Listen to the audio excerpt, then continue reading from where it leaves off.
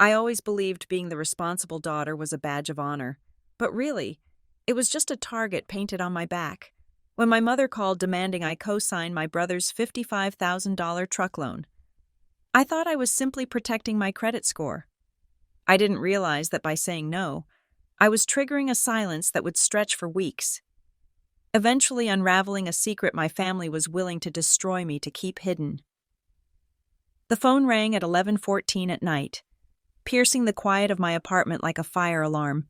I was already in bed, a book resting on my chest, drifting into that heavy, comfortable space between waking and sleep. When I saw the caller ID, my stomach tightened instinctively.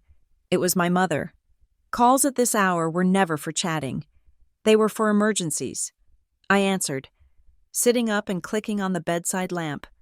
"Is everyone okay?" "Oh, Hazel. Thank God you picked up."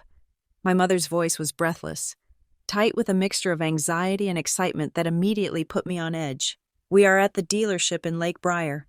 We need you to come down, right now." I blinked, trying to process the information. "The dealership? It is after 11 at night. What are you doing at a dealership in Lake Briar?" "That is 40 minutes away. They stayed open for us," she said, her voice dropping to a conspiratorial whisper. "Caleb finally found a truck. It is perfect. Hazel, it is exactly what he needs for this new hauling job, but the finance guy is being difficult about the paperwork. We just need a co-signer to get the keys. It is just a formality." The words "just a formality" hit me like a splash of cold water. I rubbed my temples, feeling the headache starting behind my eyes.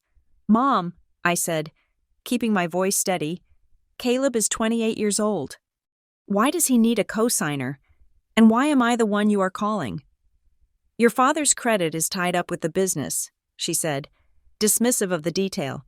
"And you know Caleb had that rough patch a few years ago. Look, just get in the car. It is a done deal aside from this one signature. Do not make this difficult. Everyone is waiting on you. Everyone." That meant my father was there too, probably pacing, checking his watch. Caleb was likely sitting in the driver's seat of a vehicle he could not afford, gripping the wheel, already imagining it was his.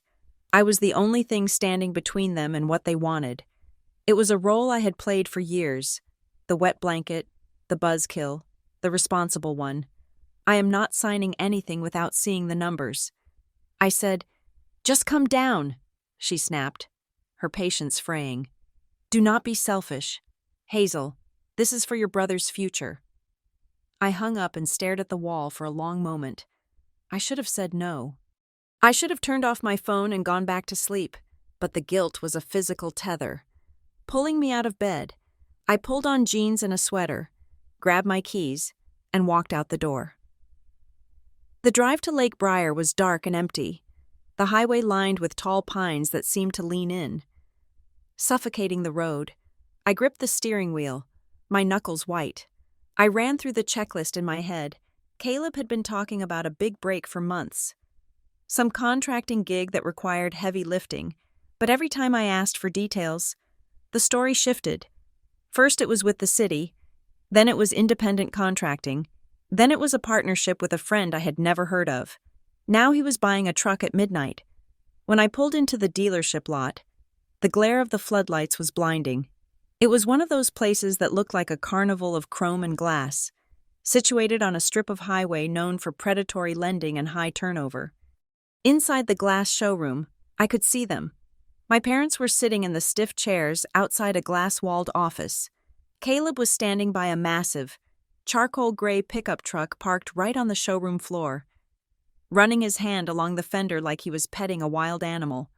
I parked and walked inside. The air conditioning was freezing, contrasting sharply with the humid night air I had just left. "Finally," my father said as I approached. He did not get up. He looked tired, his face drawn, but his eyes held that familiar flicker of expectation. "You took your sweet time." I ignored the jab. "Where is the paperwork?" My mother stood up, reaching for my arm, trying to guide me toward the truck. "Just look at it first. Hazel, isn't it beautiful? It has the extended cab, the towing package, everything." I stopped and looked at Caleb. He was grinning. but it didn't reach his eyes. His smile looked practiced. "Hey, Hayes," he said. "Thanks for coming. This thing is a beast. It is going to change everything for me." I looked at the sticker in the window. The price was not listed. There was just a QR code and a bold banner that said, "Market-adjusted pricing." "How much is it?" I asked. The finance manager, a man with a suit that fit too tightly across the shoulders and a smile that showed too many teeth, stepped out of his office. "You must be the sister. Wonderful. We are all set to go. We just need a few scribbles and your brother is on the road." I walked past him into the office and sat down. "Show me the terms." The man blinked, surprised that I wasn't just grabbing the pen. He shuffled some papers on his desk. "Well, as I explained to your folks, because of your brother's limited credit history, the bank requires a strong cosigner to secure the prime rate." I looked at the document he slid toward me. My eyes went straight to the total financed amount. $55,000? I looked up, incredulous. "Caleb, this is a $55,000 truck. You do not have a job yet. I start on Monday," Caleb said from the doorway. He was hovering, his arms crossed. "And it pays well. I will have this paid off in no time." I looked back at the paper. The interest rate was 14%. The loan term was 84 months, 7 years. "This is predatory," I said, my voice flat. 14% interest? You will end up paying nearly $85,000 for this truck by the time you are done. "It is the best we can do for a first-time buyer program," the finance guy said, his smile tightening. "And this is a today-only offer. The incentives expire at midnight. That is a classic pressure tactic." I said. I turned to my parents. "I cannot sign this. This is financial suicide." "Hazel," my father said, his voice dropping to a warning growl, "do not start with your lectures. We have been here for 3 hours. The boy needs the truck for work. If he does not have the truck, he does not get the job. Do you want him to be unemployed? Is that it? I want him to be able to afford his life." I said. I looked at the monthly payment, $912 a month. "Caleb, can you honestly tell me you can pay $900 a month right now? Plus insurance? Plus gas? This thing gets maybe 15 miles to the gallon. I told you, the job pays well," Caleb shouted, his face flushing red. "Why do you always have to ruin everything? You treat me like I'm a child. Then stop acting like one." I shot back. My mother stepped in, her eyes wide and pleading. "Hazel, please, we will help him with the first few payments if he gets stuck. We just need your credit to get the approval. You have that perfect score. You have that good job at the logistics firm. It does not cost you anything to just sign the paper. It costs me everything if he defaults." I said. I looked at the finance guy. "Does this loan show up on my credit report?" "It appears on both." "Yes," he admitted, looking at his watch. "So if he misses a payment, my score tanks. If he gets in an accident and isn't insured properly, I am liable." I pulled out my phone and quickly snapped a photo of the quote sheet lying on the desk. The finance guy reached out as if to cover it, but I was too fast. "Hey, you cannot do that," he said. I ignored him and stood up. "I am not signing this." The silence that followed was heavy and suffocating. The hum of the refrigerator in the corner seemed to get louder. "Caleb," I said, turning to him, trying to keep my voice reasonable, "I will help you look for a used truck. We can find something decent for 15 or 20,000. I will help you budget for it. I will even pay for a defensive driving course to lower your insurance rates. But I cannot co-sign a $55,000 loan. I am trying to buy a house next year.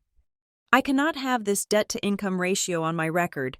"You are selfish," Caleb spat. The venom in his voice shocked me. "You sit there in your nice apartment with your nice salary and you look down on us. You want me to drive some piece of junk just so you can feel superior. It is not about superiority," I said, feeling tears prick my eyes. "It is about math." My father stood up then. He loomed over me, a big man who used his size to intimidate.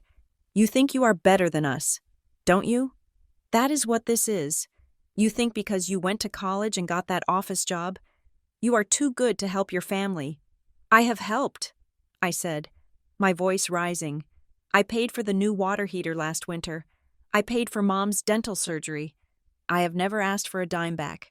But this is dangerous. Dangerous? My mother laughed. A high, bitter sound. What is dangerous is turning your back on your blood. After everything we have done for you, we raised you, we sacrificed for you. And you cannot do this one small thing?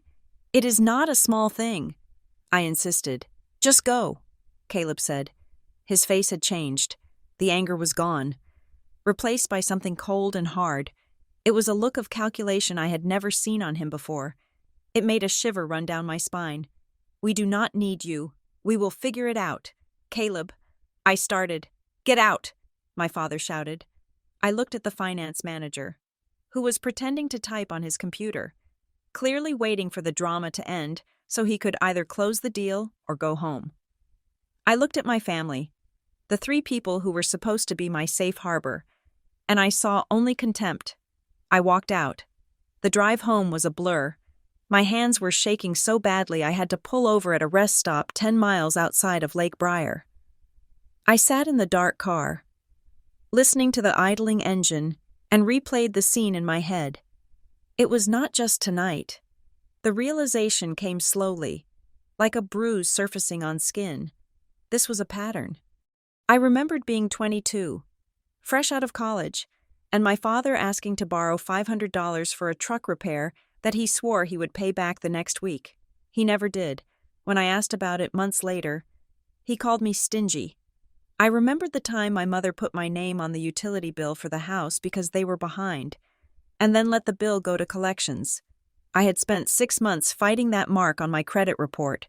When I confronted her, she had cried and said I was making her feel like a criminal. They only praised me when I was fixing something. Hazel is so smart. She figured out the tax issue. Hazel is so organized. She handled the insurance claim. But the moment I set a boundary, I was dramatic. I was cold. I was better than them. I realized then, sitting in the dark, that my credit score wasn't just a number to them. It was a community resource. It was a well they felt entitled to draw from whenever their own bad decisions ran the well dry. And tonight, I had put a lid on the well. I drove the rest of the way home in silence. When I walked into my apartment, it felt empty in a new way. I checked my phone. No texts. No missed calls. Usually, after a fight, my mother would send a long, rambling text message detailing how much I had hurt her feelings. Intended to make me apologize, tonight, there was nothing. I went to bed, but I did not sleep. The next morning, I woke up to a strange digital silence. Usually, my mother sent a good morning gift to the family group chat at 7:30 sharp. I checked my phone. Nothing. I opened the group chat. The name had been changed from Ross Family Fun to Ross Family, and when I clicked on the participants, I realized I hadn't been removed. Everyone else had just left and started a new one. Or maybe they blocked me. I checked my mother's location. We had shared locations for years for safety. It was gone. Location not available. I sent a text to the group chat. Just a simple test. Are we going to talk about last night? It was marked as read instantly by everyone. No one replied. The silent treatment. It was their favorite weapon. When I was a teenager, they would go days without speaking to me if I didn't do my chores exactly right. It was designed to make me panic, to make me beg for forgiveness just to end the isolation. I went to work, but my brain was foggy. I sat at my desk, staring at spreadsheets, but the numbers kept blurring. I felt sick. A low-level nausea that churned in my gut. I kept checking my phone, waiting for the angry text, the explosion. But the silence was worse. It felt coordinated. Around 2 p.m, my phone buzzed. It wasn't a text. It was an email notification from my credit monitoring service. New inquiry alert. We detected a new inquiry on your Equifax file. My heart hammered against my ribs. I clicked the email. Creditor, LBH, Auto Finance. Date, today. I froze. I hadn't signed anything. I had walked out. I dialed the number for the credit bureau immediately, my hands trembling as I navigated the automated menu. It took 20 minutes to get a human on the line. I need to dispute an inquiry. I said, my voice shaking. I did not authorize this. The representative was polite but distant. Ma'am, we just report what the lender sends us. You will need to contact the lender directly to have them remove it if it was an error. I hung up and found the number for LBH Auto Finance. I called them. This is Hazel Ross. I said when a woman answered, I am seeing a credit pull on my report from your institution today. I did not apply for a loan. Let me pull that up. The woman said, Can I have your social security number for verification? I gave it to her, feeling sick as I said the numbers out loud. I see an application here submitted this morning. She said, For a customized heavy-duty truck? I did not submit that. I said, my voice rising. I was at the dealership last night and I specifically refused to sign. Who submitted this? I cannot give out details of the application if you are saying it is fraud. She said, her tone shifting to a guarded professional monotone. But the application lists you as the primary borrower. Primary? I almost dropped the phone. Not cosigner? Primary? Yes, ma'am. Who signed it? I demanded. How could they submit it without my signature? Sometimes dealerships submit preliminary applications to shop for rates before the final paperwork is signed. She said, But if you are saying you did not authorize this, we will flag it. Who provided the social security number? I asked, though I already knew the answer. It was submitted electronically by the dealer. She said. I hung up. The room spun slightly. They had used my social security number. They knew it. Of course they knew it. My mother had my birth certificate. She had all my old tax returns in that file box in her closet. They hadn't just tried to pressure me, they had tried to bypass me. I sat there for a long time, the office noise fading into the background. This wasn't just a family squabble anymore. This was fraud. My parents and my brother had conspired to use my identity to buy a $55,000 truck that I had explicitly said no to. I left work early. I couldn't focus. I went home and locked the door, throwing the deadbolt. It felt ridiculous. They had keys to my apartment, keys I had given them for emergencies, but I felt an urgent need to secure my physical space. I went to the kitchen and stared at the photo on the fridge. It was from 2 Christmases ago. We were all wearing matching pajamas. Mom was laughing. Dad had his arm around me. Caleb was making a funny face. We looked like a normal, happy family. I took the photo down and turned it over. Family first. My mother had written on the back in her looping cursive. I walked to my laptop and opened it. I took a deep breath. First, I went to the websites for all 3 major credit bureaus. I placed a freeze on my credit reports. It felt like closing a blast door. No one could open a new account in my name, not even me, without a PIN. Next, I changed the passwords to my email, my bank accounts, my retirement fund. I changed the security questions. Mother's maiden name was no longer a safe question. I changed it to random strings of characters that I saved in a password manager. Then, I opened a new document on my computer. I named it Timeline. Date, October 14th. Event, refused co-signing request at dealership. Date, October 15th. Event, unauthorized credit inquiry from LBH Auto Finance. I typed out everything I remembered from the night before. The pressure, the specific numbers, the way Caleb looked at me. I wrote down the name of the dealership. I felt like I was preparing for war. And as I looked around my quiet, dark apartment, realizing that no one had called to apologize, no one had called to explain, I understood something terrifying. They weren't sorry. They were scrambling. And if they were willing to run my credit the morning after I said no, they were desperate. Refusing to sign the loan hadn't just angered them, it had frightened them. And a frightened animal is the most dangerous thing in the world.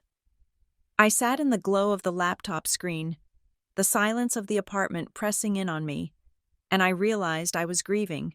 I was grieving the family I thought I had. The one on the fridge, that family didn't exist. That family was a mask, and I had just ripped it off. I waited for the tears, but they didn't come. Instead, a cold, hard clarity settled in my chest. I would not let them ruin me, I would not let them drag me down.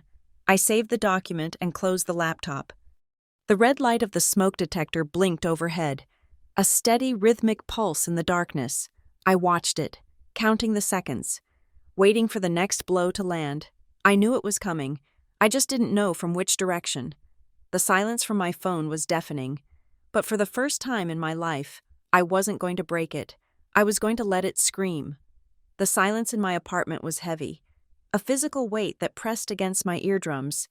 It had been 24 hours since I walked out of the dealership in Lake Briar, and the lack of contact from my family felt like a vacuum sucking the air out of the room. I sat on my couch, my phone resting on the cushion beside me like a dormant grenade.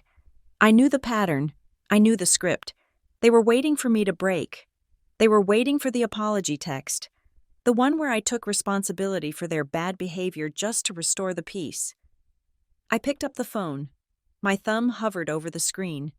I typed out a message, deleted it, and typed it again. I wanted to be firm, but I also wanted to be the daughter they claimed they loved. I wanted to believe that if I just explained it clearly enough, without the heat of the moment, they would understand. Mom, Dad, Caleb. I typed, I love you all and I want Caleb to succeed, but I cannot co-sign a loan that size. It puts my ability to buy a home at risk. I am happy to help in other ways, but I need you to respect my financial boundaries. Please let us talk about this calmly. I read it over 3 times. It sounded reasonable. It sounded like an adult speaking to other adults. I hit send to the group chat, the one they had abandoned, and then I sent it individually to my mother. I put the phone down and stared at it. 10 minutes passed, then 30, then an hour. Finally, the screen lit up, a notification from my mother. I unlocked it, my heart hammering a hopeful rhythm against my ribs. Wow, that was it. Just that one word. Wow. It was a masterclass in passive aggression. It said everything without saying anything. It said I was unbelievable. It said I was cruel. It said I had shocked them with my audacity. It denied me any ground to argue because there was no argument, just a judgment. I didn't reply. I couldn't. A few hours later, I made the mistake of opening social media. I usually avoided it during family conflicts, but the itch to know what they were doing was too strong. Caleb had posted a story. It was a photo of him looking out a window, brooding, with a caption that made my stomach turn. Funny how hard times show you who really has your back. Some people talk about family, but when it comes time to step up, they disappear, keeping my circle small from now on. I felt the heat rise in my cheeks. He didn't name me, but he didn't have to. Everyone knew. Our cousins knew. Our neighbors in Lake Briar knew. Then I saw the comment underneath from my Aunt Linda, my mother's sister. Stay strong. Nephew, selfish people eventually end up alone with their money. You have us. I dropped the phone on the couch as if it had burned me. Selfish. The word echoed in my head. I had given Caleb $2,000 for his rent deposit last year. I had paid for my parents' anniversary cruise 3 years ago. I showed up for every birthday, every holiday, usually with gifts I couldn't quite afford but bought anyway because I wanted to see them smile. And now, because I said no to a $55,000 liability, I was selfish. I felt publicly shamed, stripped naked in the town square. It was a specific kind of violence, this digital shunning. It was designed to make me feel small, to make me feel like the villain in my own life story. I went to the kitchen to make tea, trying to steady my hands. I was filling the kettle when my phone buzzed again. Not a text, an email alert. I walked back to the living room and checked it. New credit inquiry detected. My blood ran cold. I had frozen my credit the night before, or at least, I thought I had. I scrambled to open the email. Creditor. Quick cash personal loans. Inquiry type. Hard pull. I logged into the credit bureau app on my phone, my fingers fumbling with the password. The freeze was active. The inquiry had been blocked, but the attempt was there. Someone had tried to take out a personal loan in my name. Then, a second notification popped up. This one from my bank app. Security alert. We detected a failed login attempt from an unrecognized device. Location, Lake Briar. State of... I stared at the screen. Lake Briar. My parents' town. They weren't just mad. They were trying to get in. They were trying to access my money. I grabbed my keys and my purse. I couldn't do this over the phone. I needed to go to the bank. The branch was quiet when I arrived, the air smelling of carpet cleaner and stale coffee. I walked up to the desk of a personal banker I had worked with a few times, a woman named Sarah, who always asked about my job. "Hazel, expected to see you," she said, smiling. "Everything okay?" "I need to check my account security," I said, trying to keep my voice steady. "I just got a failed login alert from Lake Briar. I want to change my username and ensure no one else has access." Sarah frowned and started typing. "That is strange. Let me take a look." She clicked through a few screens, her brow furrowing. "Well, I can see the failed attempt. Wrong password. But Hazel, did you know you have a few linked profiles here?" "Linked?" I asked. "What do you mean?" "Well, your main checking is solo," she said. "But these older accounts, it looks like your parents, David and Martha Ross, are still listed as joint owners on the savings account ending in 442. I froze. That account was one I had opened when I was 16, saving up for my first car. I hadn't used it in years. I thought I had closed it, or at least removed them when I turned 18. I thought that was a custodial account. I said, "It was." Sarah nodded. "But unless you explicitly remove them, the joint status often carries over. They have had access this whole time." I felt a wave of nausea. "Can you pull up the history on that account?" "Sure," she said. She printed out a few pages and slid them across the desk. I looked at the numbers. It was mostly dormant, just a few cents of interest accumulating every month. But then, starting about 8 months ago, there was activity. Transfer to external act, $40. Transfer to external act, $55. Transfer to external act, $30. They were small amounts, tiny, really. The kind of amounts you wouldn't notice if you weren't looking, the kind of amounts that didn't trigger a fraud alert text. I traced the line items with my finger. 8 months. They had been siphoning money from me for 8 months. "Where did this money go?" I asked, my voice barely a whisper. "It looks like it was transferred to an account at a different bank," Sarah said. "Under the name Alder Ridge Hauling, my father's side business." I felt like the floor had opened up beneath me. This wasn't just about the truck. They had been using me as a piggy bank for nearly a year. They knew this account was sitting there, forgotten by me, and they had been testing the waters, taking just enough to maybe buy dinner or put gas in a tank, banking on the fact that I was too busy or too trusting to notice. I felt violated. It was worse than if they had stolen $1,000 at once. This was intimate. This was a daily decision to steal from their daughter. And I felt ashamed. How could I be so stupid? How could I be 33 years old and still have my parents on my bank account? "Close it," I said. "Close it all. Remove them from everything. And put a verbal passcode on my profile so no one can call in pretending to be me." Sarah nodded, her professional smile gone, replaced by a look of pity that made me want to scream. "I will handle it right now. Hazel." I walked out of the bank 20 minutes later with a folder of documents and a heart that felt like it had been turned to stone. I got into my car, locked the doors, and dialed my father. He picked up on the second ring. "So you are finally calling," he said. His voice was gruff, triumphant. "I figured you would come to your senses. You stole from me." I said. There was a silence on the line, a long, heavy pause. "Excuse me?" he said. "I am looking at the bank statements. Dad, the savings account. You have been transferring money to Alder Ridge Hauling for 8 months. Small amounts, just enough to stay hidden. Don't be dramatic." "Hazel," he snapped, the tone shifting instantly from triumph to defense. That was probably a computer glitch. "Or maybe your mother moved some money around by mistake. We have accounts at the same bank. You know, things get crossed. Things do not get crossed into an external business account." I said, my voice rising. "And you tried to log into my main checking account this morning, from Lake Briar." "I did no such thing," he shouted. "You are paranoid. You are spying on your own family now? Is that what you are doing? Checking up on us? I am protecting myself, I yelled back. You tried to take out a personal loan in my name this morning, too. I got the alert. You are lying, he said. You are making this up to make us look bad because you feel guilty about the truck. You are trying to turn this around on us. I have the proof. Dad, I have the IP address. I have the transfer records. Then keep them, he roared. If you are going to accuse your own father of being a thief over a few dollars, then you do not deserve to be part of this family. Don't bother coming around. Hazel. Don't bother coming for Thanksgiving. Don't call your mother. Until you fix this attitude and apologize for these accusations, you are done. He hung up.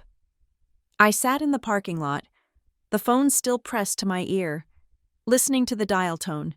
He had flipped it in the span of 30 seconds. He had turned my discovery of his theft into my moral failing. I was the one who was spying. I was the one who was paranoid. I drove to a coffee shop nearby, needing to be around people but not wanting to speak to anyone. I called Jules. She was the only person who knew the full extent of the dysfunction. I told her everything. The text, the bank, the call. Hazel, Jules said, her voice sharp through the speaker. You have to stop. Stop what? I asked, wiping a tear from my cheek. Stop trying to negotiate with terrorists. That is what this is. Emotional terrorism. They are holding your love for them hostage in exchange for your credit score. I know. I said, I know that logically. But Jules? He sounded so angry. He told me not to come for Thanksgiving. Good, Jules said. Why would you want to go eat turkey with people who are stealing from you? Because they are my family, I whispered, and I'm scared. Scared of what? I took a deep breath, admitting the thing I had been hiding even from myself. I am scared that if I don't pay, they will actually leave. I am scared that they only love me when I am useful, and I think I am more afraid of being abandoned than I am of being used. I said it. The words hung in the air, ugly and true. Oh, Hazel. Jules softened. I know that is how it feels. But listen to me. That is not love. That is a transaction, and you are going bankrupt trying to pay it. She was right. I knew she was right, but the knowledge didn't stop the pain. You need a lawyer, Jules said. Not a therapist. A lawyer. You need to lock this down before they ruin you. I did not want a lawyer. I wanted my dad to hug me. I wanted my mom to tell me she was proud of me. But those things were not on the menu. The only things on the menu were debt and silence. I made an appointment for the next morning with a woman Jules recommended, Maren Pike. She specialized in consumer rights and identity theft. Maren's office was in a glass building downtown, far removed from the emotional mess of my apartment. Maren herself was sharp, efficient, and kind in a detached, professional way. She listened to my story without interrupting, taking notes on a yellow legal pad. When I finished, she set her pen down. Okay, Hazel, she said, here's the reality. You are describing identity theft. It does not matter that they are your parents. In the eyes of the law, unauthorized use of your social security number to obtain credit is a crime. Unauthorized transfer of funds is theft. I flinched at the words. Crime, theft. I do not want to send them to jail. I said quickly, we are not there yet, Maren said. But we need to protect you. If you do not report this, and they default on that truck loan or that personal loan if they manage to get one, you are liable. You cannot claim fraud later if you know about it now and do nothing. That is considered complicity. She pushed a paper toward me. Here is what we are going to do. First, you are going to file a police report for identity theft. You do not have to press charges, but you need the report number to dispute the inquiries with the bureaus. Second, you are going to request copies of every application submitted in your name. We need to see who signed them. Third, you are going to communicate with your family only in writing. No phone calls. We need a paper trail. In writing? I asked. Yes, email is best. Text is okay, but no calls. If they call, let it go to voicemail. I felt a strange mix of empowerment and heartbreak. I was building a wall, a legal, documented wall. I left her office with a to-do list. The first item was the hardest. I went home and opened my laptop. I drafted an email to David Ross, Martha Ross, Caleb Ross. Subject: Financial Security and Future Communication. Dear Mom, Dad, and Caleb, I am writing this to inform you that I have detected multiple unauthorized credit inquiries and access attempts on my financial accounts. I have also discovered unauthorized transfers from my savings account to Alder Ridge Hauling. I have taken steps to secure my identity, including freezing my credit and filing reports with the necessary bureaus. If there are any outstanding applications using my information, they must be withdrawn immediately. Moving forward, I am requesting that all communication between us be in writing. I will not be answering phone calls. This is to ensure there is no misunderstanding about what is said. I love you, but I must protect my financial future. Hazel. I stared at the screen. It felt cold. It felt bureaucratic. It felt like I was firing a client, not talking to my parents. But I remembered the wow. I remembered the selfish. I remembered the $40 transfers. I hit send. I closed the laptop and walked to the window. Looking out at the city lights, I waited for the explosion. It came 20 minutes later. My phone buzzed. It was a notification from the family group chat. The old one. The one they had abandoned. Or maybe a new one they had added me back to just for this. It was a screenshot. My mother had taken a screenshot of my email. She had forwarded it to a group chat that included my aunts, my uncles, and even my grandmother. The caption she added was short. See what we deal with. She is threatening us with the police now. Heartbroken. I stared at the image. She hadn't replied to me.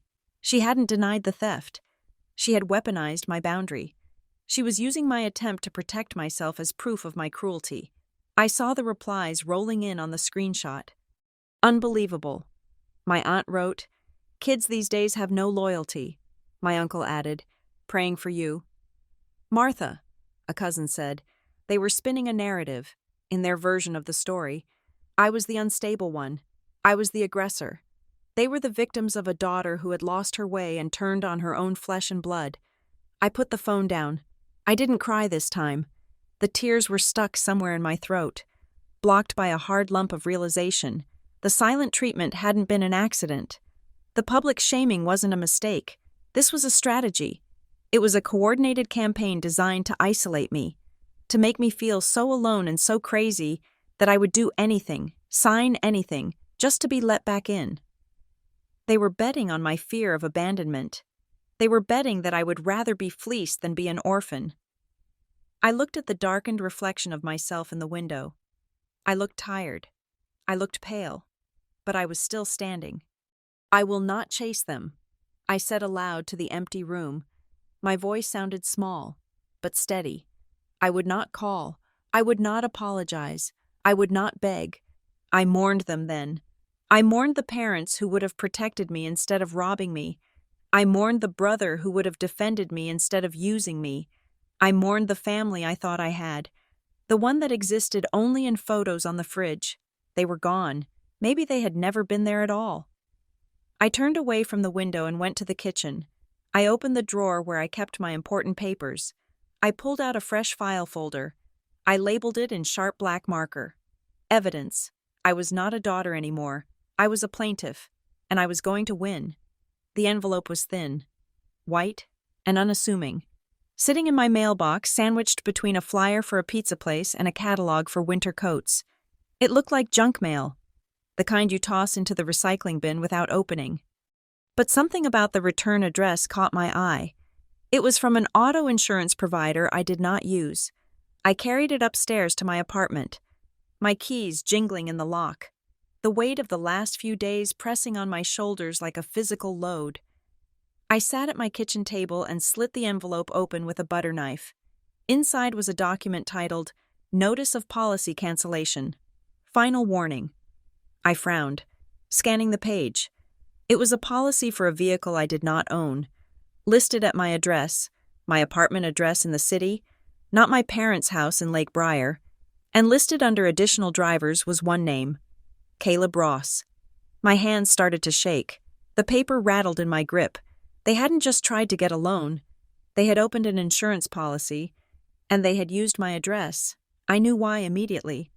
Insurance rates in the city were sometimes different, or maybe they just needed to establish residency for a credit application, tying Caleb to me so that on paper, we looked like a single economic unit, a household. I looked at the date. The policy had been opened 3 days ago, the day before the dealership incident. They had been setting the stage before they even called me. I felt a wave of nausea, hot and acidic, rise in my throat. This wasn't a crime of passion or a spur-of-the-moment desperation. It was premeditated. They had sat around the kitchen table, the same table where I had eaten birthday cake and done my homework, and they had planned how to use my identity like a tool in their shed. I grabbed my phone and took a picture of the document for my file. Then I called Marin Pike's office. I have another piece of the puzzle. I told the receptionist, I need the copies of the loan application we requested. I need to see exactly what they told the bank. When the copies arrived via secure email 2 hours later, I printed them out and laid them on the table next to the insurance letter. It was a forensic map of my family's betrayal. The application for the $55,000 truck was filled out in my father's blocky, all-caps handwriting. I recognized the slant of the R in Ross. Applicant, Hazel Marie Ross, SSN. My number, employer, Logistics Solutions. Int, income, $85,000. The income was correct. My employer was correct. But then I looked at the contact information. Home phone, my mother's cell number, work phone, my father's cell number. They had routed the verification calls to themselves. If the bank called to verify my intent, my mother would answer. If they called to verify my employment, my father would answer, presumably pretending to be my supervisor or HR, and then, under housing status, they had checked OWN, free and clear, and listed the Lake Briar address. They were claiming I lived with them, that I had no rent, no mortgage, maximizing my debt-to-income ratio to make the loan look safer to the algorithm. It was a collage of truths and lies, stitched together to create a version of me that existed only to serve them. I stared at the paper until the lines blurred.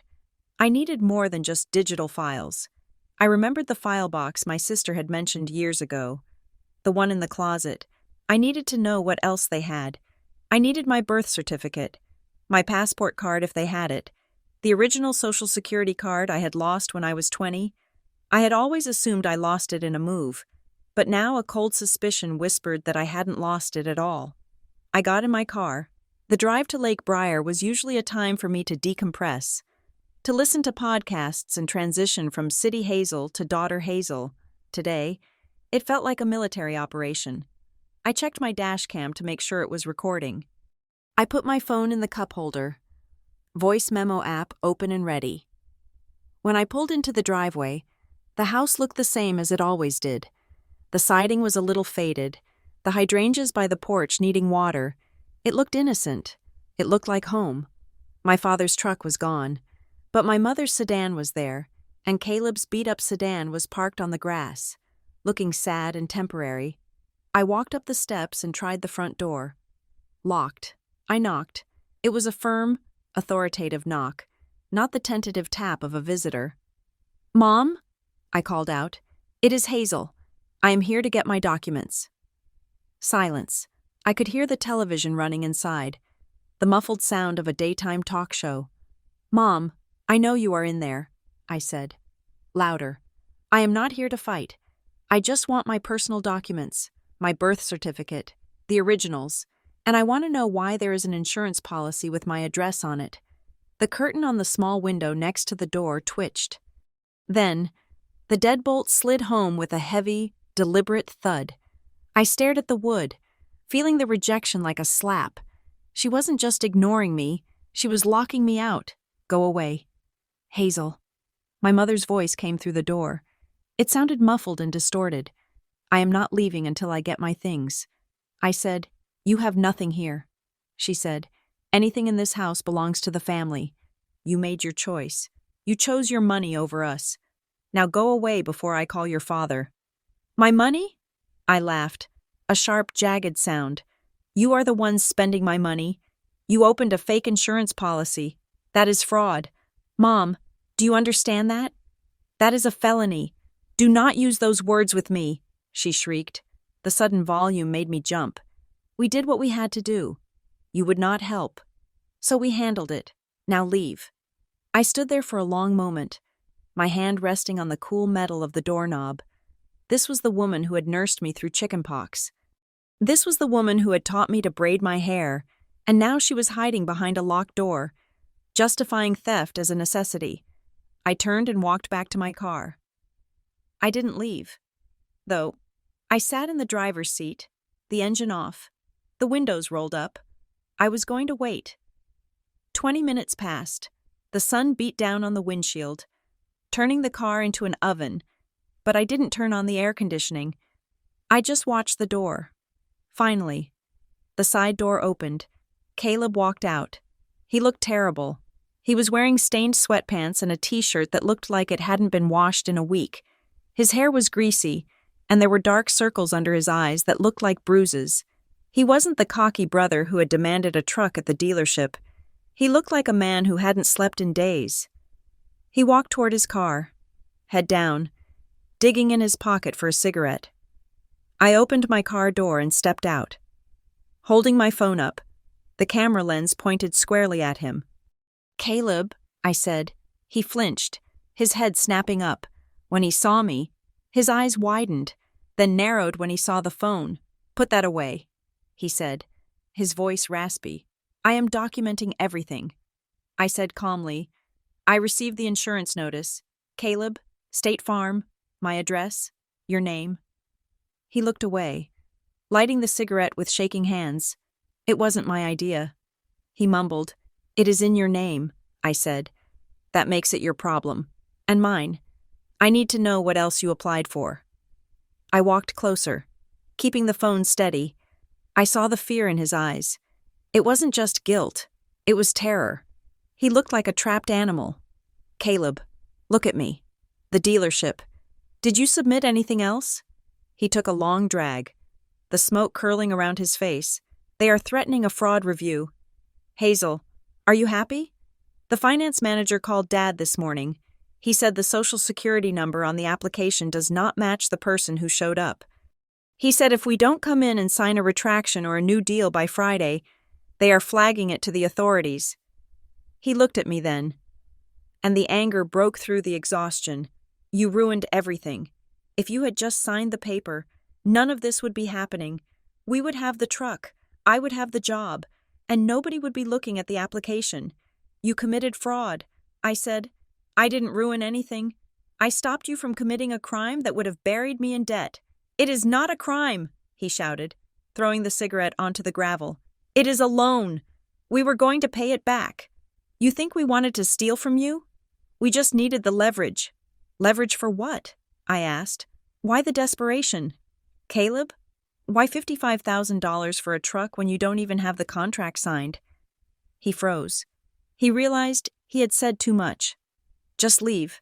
Hazel," he said, turning back to the house. "You clearly don't care if we lose the house." "Lose the house?" I asked. He slammed the side door behind him. The sound echoed across the yard. I stood in the driveway, the heat radiating off the asphalt. Lose the house. The truck loan wasn't for a truck, or at least, not just for a truck. I got back in my car and drove to a parking lot near the highway. Somewhere with a strong signal, I pulled out my laptop. I needed to look closer at the business. My father had run Alder Ridge Hauling for 10 years. It was a small operation, mostly local dump runs and moving heavy equipment. I had never paid much attention to the paperwork. I navigated to the Secretary of State's website and searched for the business entity. Alder Ridge Hauling, LLC, status, active/not in good standing.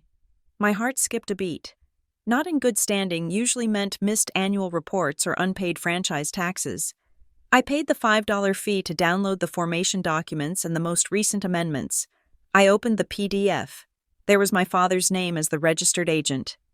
And there, Listed under initial managers on a document filed 4 years ago was another name, Hazel M. Ross. I gasped. I stared at the screen, blinking. I had never agreed to be a manager. I had never signed a document for Alder Ridge Hauling.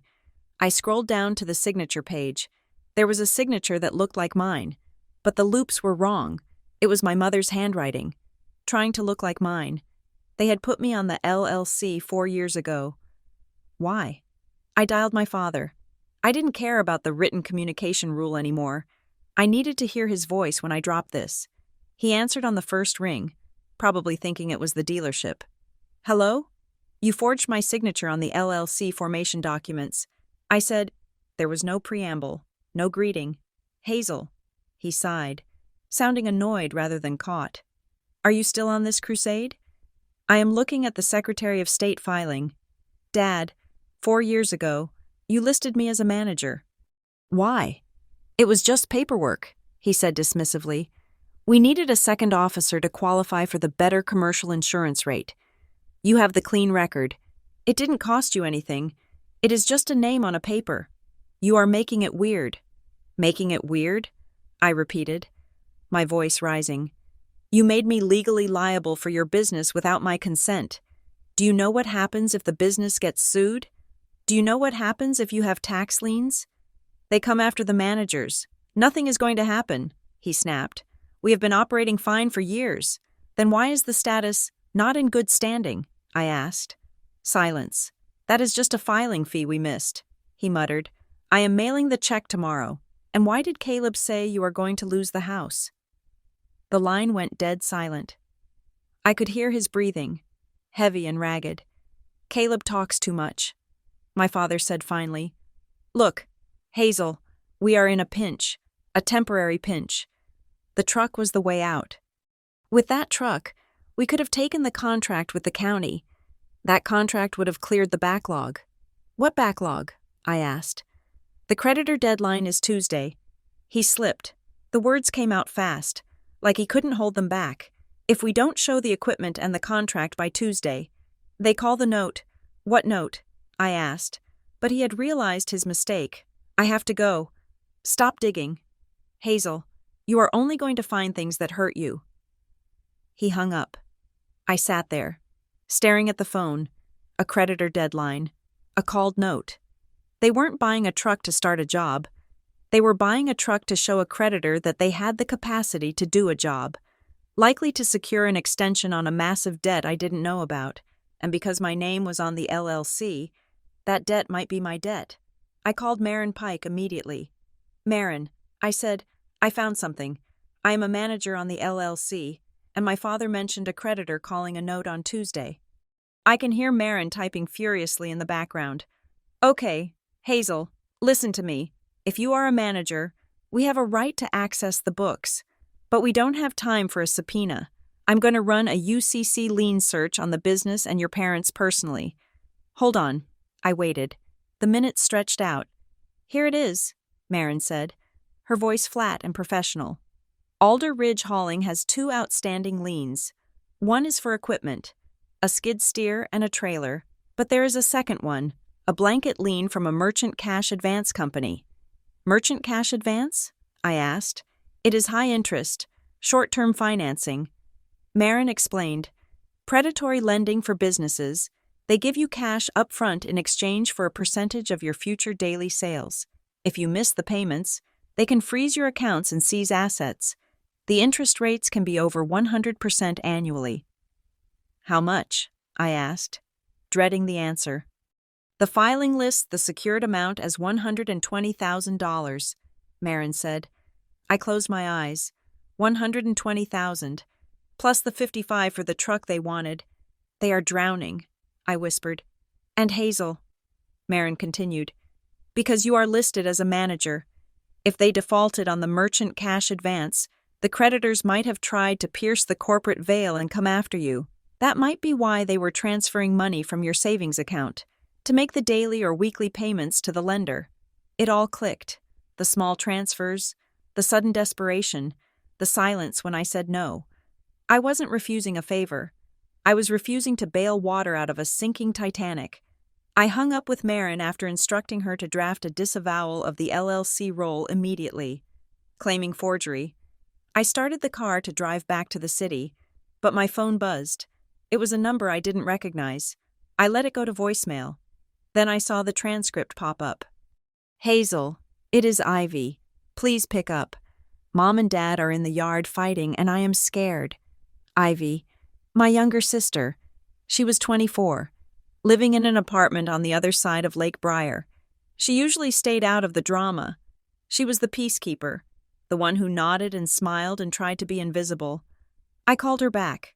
Ivy? Hazel. She was whispering. I could hear wind in the microphone, like she was walking outside.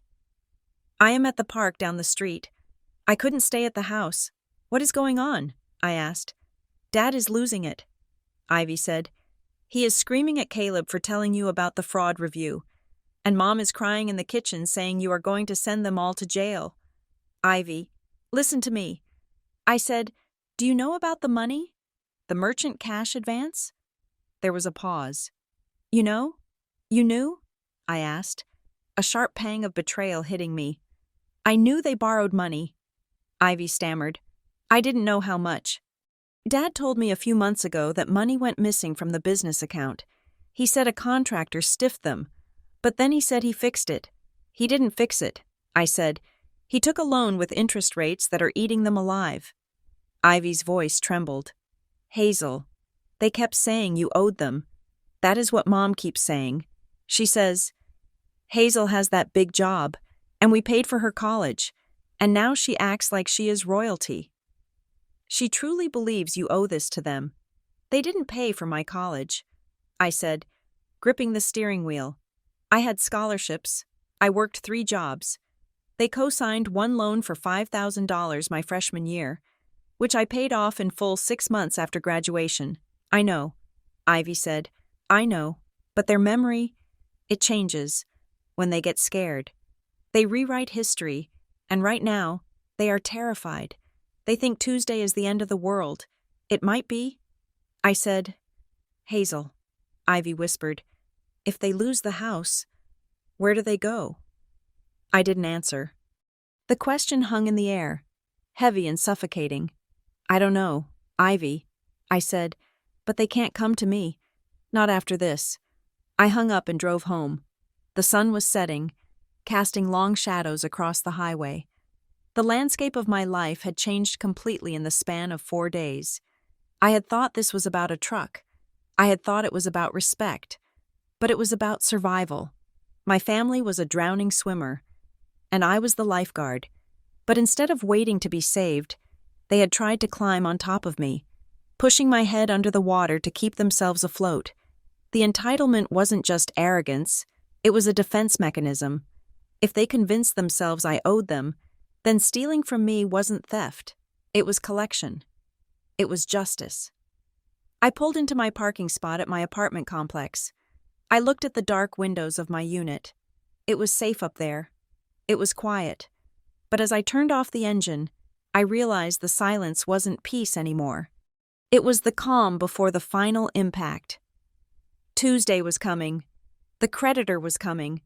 And now that I had closed the door on their fraud, the collision was inevitable. I wasn't being punished for saying no. I was being targeted because I was the only asset left on the balance sheet that hadn't been liquidated yet. I went upstairs and added a new line to my timeline document. Date, October 17th. Event, discovered forgery on LLC documents, confirmed insolvency of family business. Realized I am the designated sacrifice. I closed the laptop. I didn't feel angry anymore. I felt a cold, surgical determination. They had made me a manager without my consent. Fine, then I would manage, but not in the way they wanted. I was going to audit the entire operation, and I was going to shut it down before it pulled me into the abyss with them. The knock on my door came on a Saturday morning, the kind of aggressive, rapid-fire rapping that instantly triggers a spike of adrenaline. I wasn't expecting anyone. I looked through the peephole and saw a postal worker, scanning a handheld device, a green slip of paper in his other hand. Certified mail. I opened the door, signed the digital pad with a finger that felt numb, and took the envelope. It was heavy, thick with folded pages. The return address was Global Leasing Solutions, a company I had never heard of, based in Delaware. I took it to the kitchen counter, my heart thumping a slow, heavy rhythm against my ribs. I sliced it open. Notice of default and demand for payment. I scanned the first page, my eyes darting over the legalese until they landed on the numbers. Total amount due, $82,450. I gasped, the air leaving my lungs as if I had been punched. $82,000. I flipped to the second page to see what I had supposedly bought. It wasn't a truck. It was a lease agreement for a commercial wood chipper and a 20-foot trailer. Lessee, Alder Ridge Hauling, LLC. Personal guarantor, Hazel M. Ross. I looked at the date. The lease had been signed 6 months ago. I sank onto the floor, my back against the cabinets, the papers crinkling in my hand. This wasn't just about a truck loan to cover a gap. This was systematic. They had used my name to expand their fleet, to buy heavy machinery, gambling that the business would pick up enough to cover the payments before I ever found out. And they had failed. The lease was 3 months behind. The leasing company was demanding the full balance or the return of the equipment, plus legal fees. I felt a cold sweat break out on my forehead. $82,000. If this went to judgment, they could garnish my wages. They could put a lien on my future house. They could bankrupt me. I sat there for a long time, staring at the dust motes dancing in the shaft of sunlight hitting the floor. I had been worried about a $55,000 truck. I had been worried about a few $100s in savings transfers, but the rot went so much deeper. I was not just a daughter to them. I was a silent partner, a financier, a safety net they had woven without my consent. I stood up. The shock was receding, replaced by a dull, aching clarity. I couldn't negotiate this away. I couldn't send a stern email and hope they fixed it. This was grand larceny. This was fraud on a massive scale. I grabbed my purse, the envelope, and my file of evidence. I walked out of the apartment and drove to the nearest police precinct. The station smelled of stale coffee, floor wax, and misery. I sat in a hard plastic chair, waiting for my number to be called.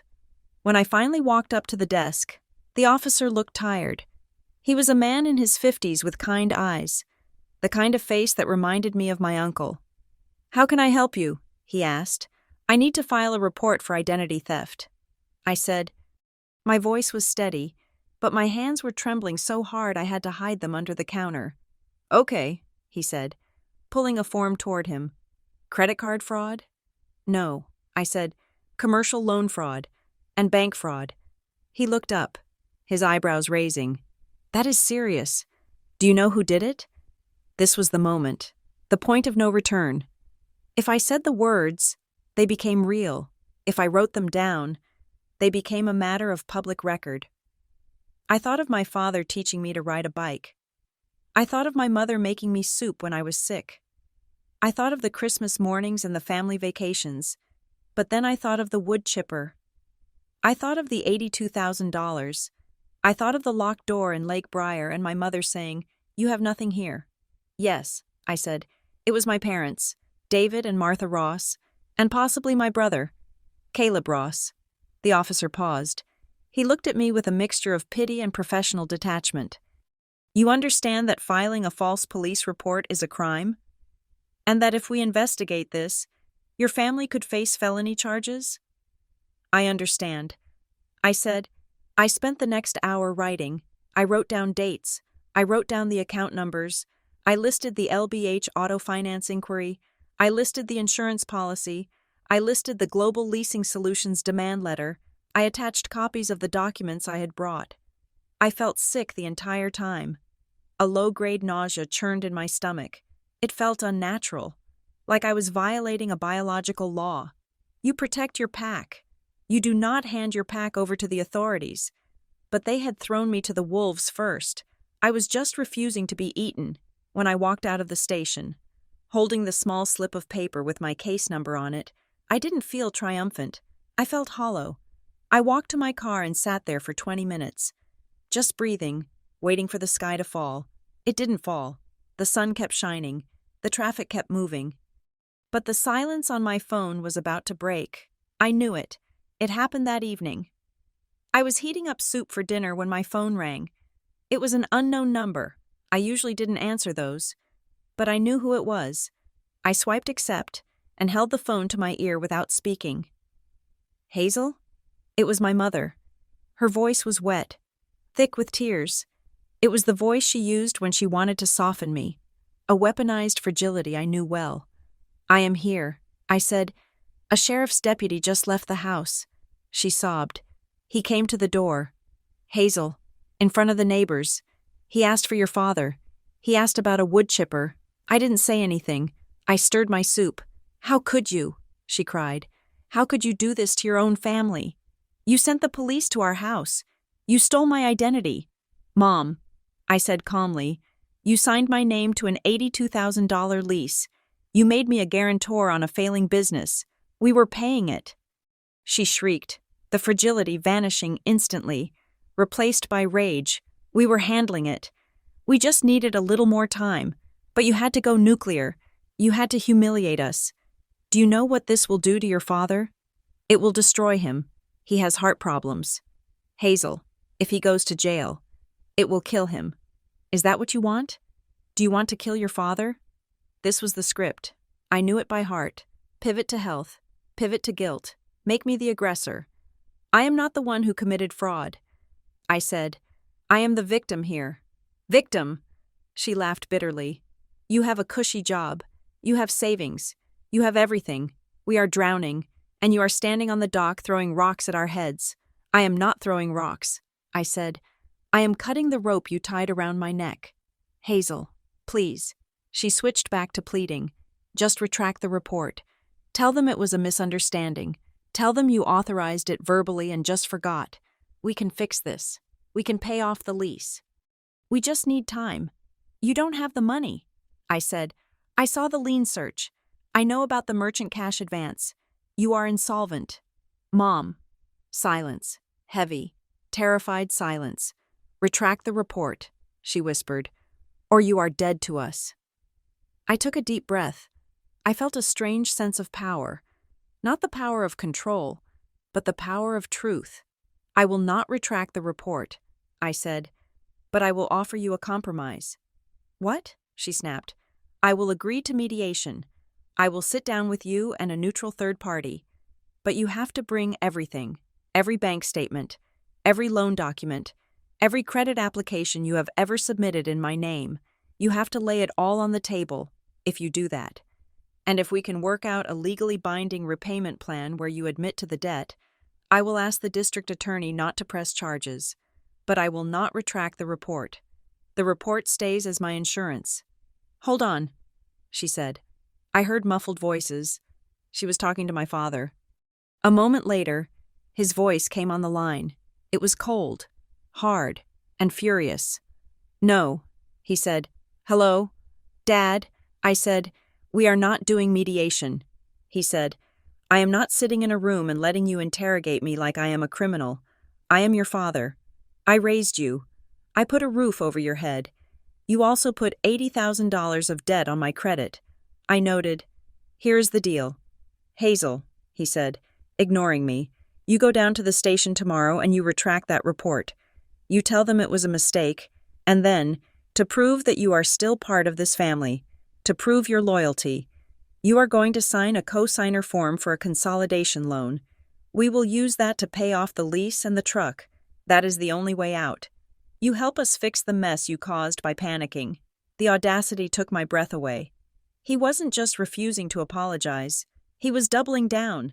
He wanted me to fix the fraud by committing more financial suicide. I caused? I asked quietly.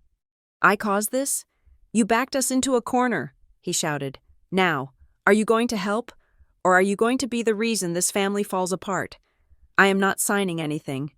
I said, and since you refused mediation, my offer is off the table. All future communication goes through my lawyer. I hung up. I stood in my kitchen, my heart hammering like a trapped bird. I blocked the number. The next day, I met with the mediator Marin Pike had recommended. Her name was Dr. Aris, and she wasn't a lawyer. She was a specialist in high-conflict family dynamics and financial abuse. The office was soft, filled with plants and comfortable chairs. It was the opposite of the police station. I told her everything: the truck, the lease, the call, the demand for loyalty. Doctor. Aris listened, nodding slowly. When I finished, she leaned forward. Hazel, she said gently, what you are describing is a textbook system of control. In healthy families, money is a resource. In abusive systems, money is a tool for compliance. Your father does not view your credit score as yours. He views it as a family asset that he manages. When you refused to sign, you didn't just say no to a loan. You challenged his ownership of you. Ownership, I repeated. It sounded stark. Yes, she said. This isn't about the money.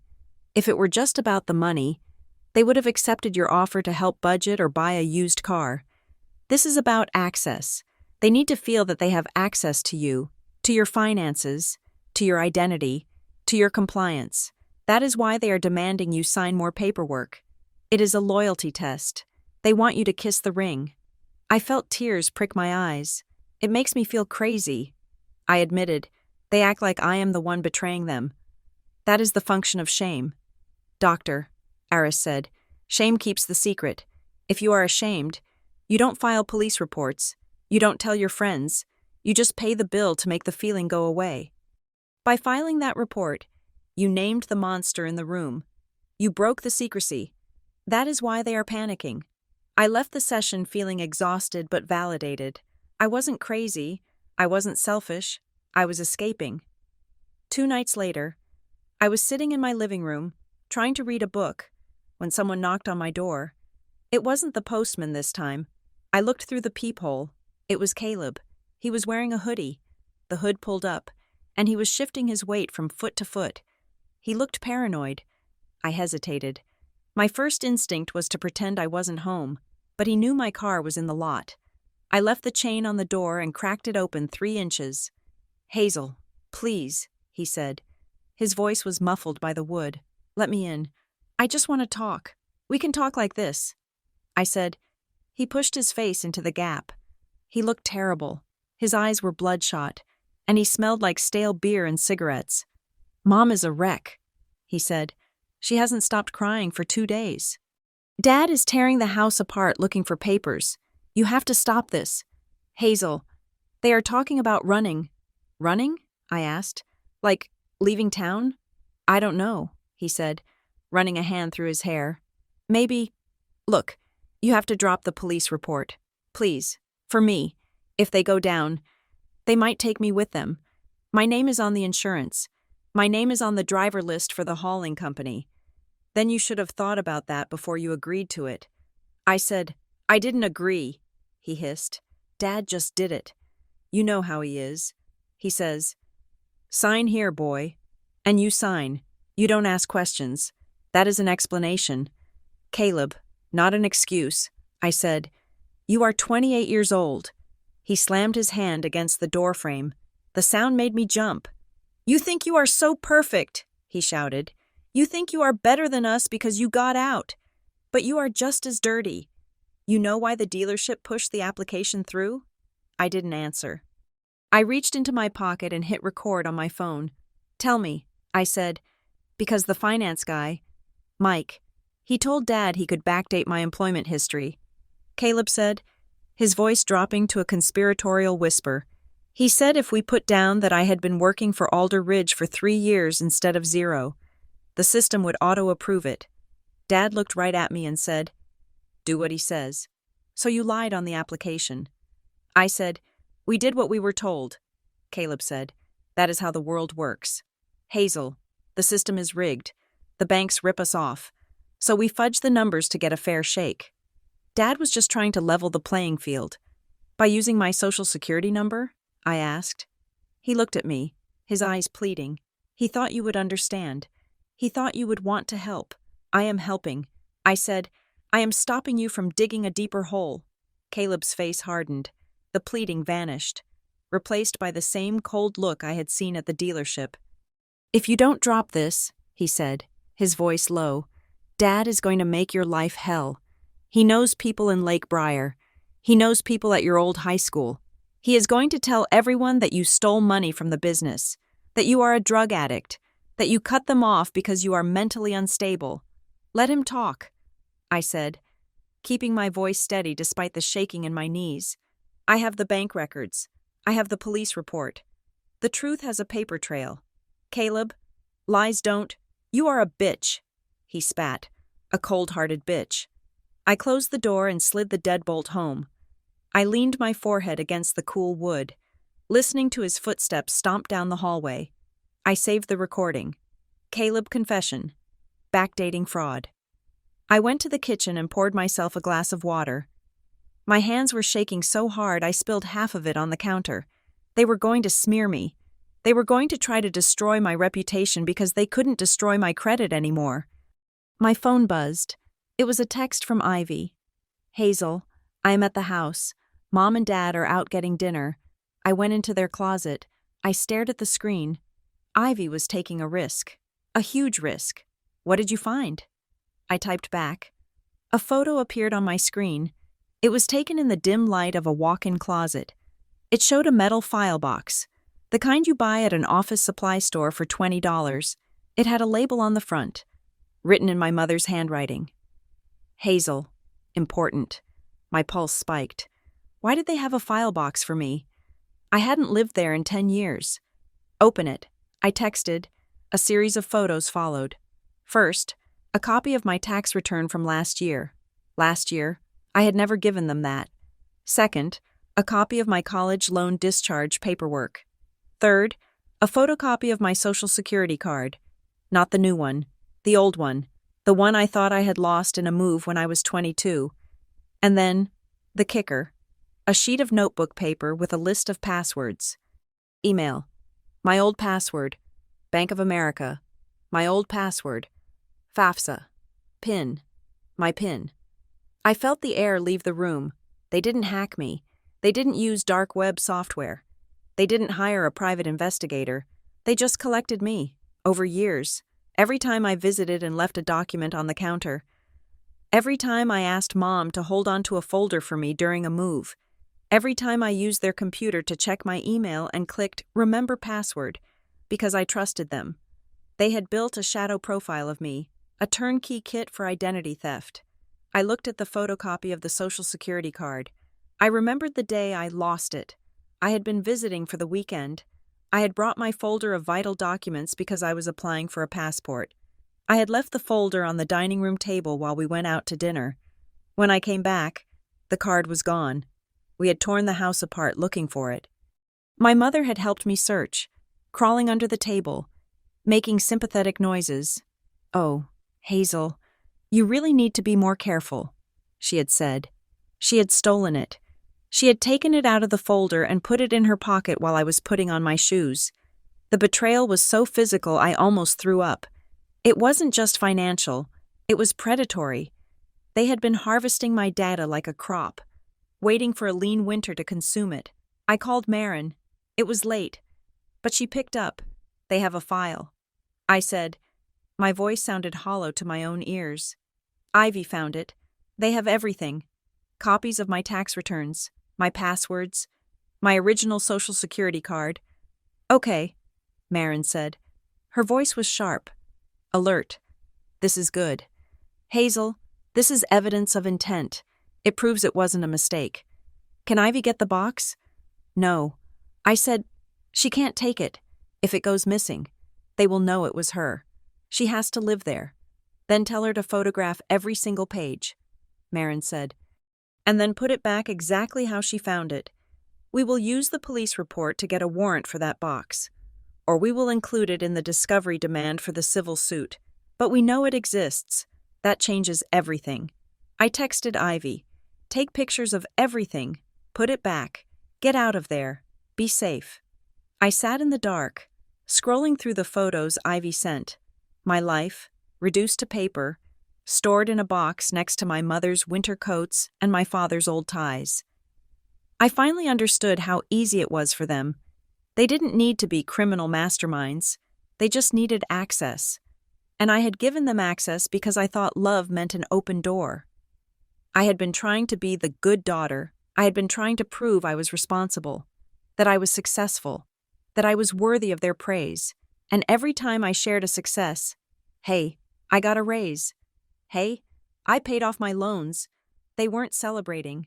They were taking inventory. I wasn't a person to them. I was a resource. I was a savings account with legs. I stood up and walked to the window. The city lights blurred through the glass. I mourned them then. I really mourned them. I mourned the version of my mother who I thought was helping me look for my lost card. I mourned the version of my father who I thought was proud of my independence. They were dead. They had never existed. In their place were two desperate people who would burn me alive to keep themselves warm. I wiped my face. My hands were steady now. I went to my laptop. I opened the timeline document. Date: October 20th. Event: discovery of the Hazel box.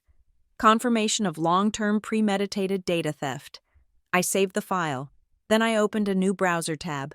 I went to the identity theft portal for the IRS. I set up an identity protection PIN. I went to the ChexSystems website and froze my consumer banking report. I went to the opt-out pre-screen website and opted out of credit card offers forever. I was closing the blast doors. They wanted access? They would never have access again. Not to my money, not to my life, not to my heart. I was cutting the cord. And if they choked on the silence, that was no longer my problem. I went to bed, and for the first time in a week, I slept. It was the deep, dreamless sleep of a soldier who knows the war has finally begun. The process of reclaiming my name was not a cinematic montage. There was no fast-paced music, no sudden gavel slam of justice. It was a slow, grinding erosion of patience. It was checking the mailbox every single day with a knot in my stomach, hoping for a thin white envelope from a credit bureau. It had been 2 weeks since I filed the police report, 2 weeks of silence from my parents, broken only by the bureaucratic noise of the cleanup. The first victory arrived on a rainy Tuesday. I opened a letter from TransUnion. Investigation results. Deleted. It referred to the inquiry from LBH Auto Finance. Just one line. Deleted. I stared at the word. It should have felt like a triumph. Instead, it felt like cleaning a wound. The infection was gone, but the scar remained. They had tried to saddle me with a $55,000 debt, and a computer algorithm had simply deleted the attempt. It felt anticlimactic. It felt too easy for the system to fix, and too hard for my heart to accept. But not everything was deleted. The dispute regarding the personal loan inquiry was still pending.